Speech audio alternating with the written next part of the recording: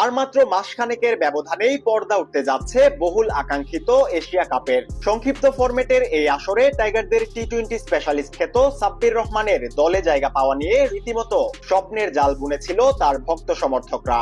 তবে সেই স্বপ্ন গুড়েবালি হয় বিসিবির প্রাথমিক স্কোয়াড ঘোষণার পর। কেননা এশিয়া কাপের জন্য সদ্য ঘোষিত স্কোয়াডের 25 সদস্যের তালিকায় এবারও উপেক্ষিত সাব্বির রহমান।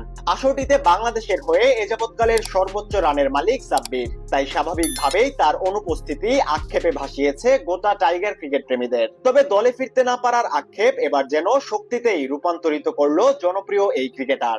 ইংল্যান্ডের মাটিতে বিধ্বংসী ব্যাটিং তাণ্ডব দেখিয়ে জাতীয় দলের নির্বাচকদেরও কঠিন এক বার্তা দিল সাব্বিরের ব্যাট। অসাধারণ এক সেঞ্চুরি তুলে রীতিমতো চোখে আঙুল দিয়েই বুঝিয়ে দিলেন এখনো ফুরিয়ে যাননি তিনি। দীর্ঘ সময় ধরেই জাতীয় দলের বাইরে আছেন টাইগারদের এই স্টাইলিশ ব্যাটার। বর্তমান সময়ে জাতীয় দলের রাডার কিংবা পাইপলাইন থেকেও বেশ দূরে আছেন তিনি।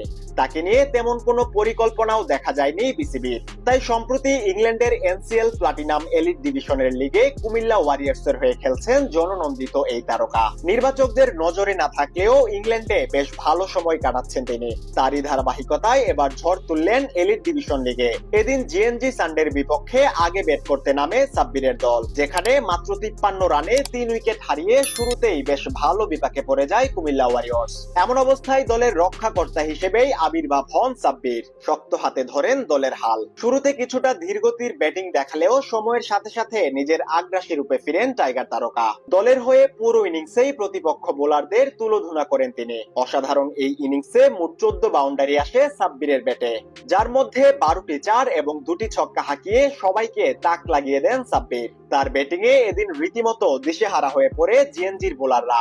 শেষ পর্যন্ত 93 বলে 107 রানের অপরাজিত ইনিংস আসে সাব্বিরের ব্যাট থেকে। সাব্বিরের এমন ইনিংসই প্রমাণ করে বাংলাদেশ ক্রিকেটকে আরো অনেক কিছু দেওয়ার বাকি তার।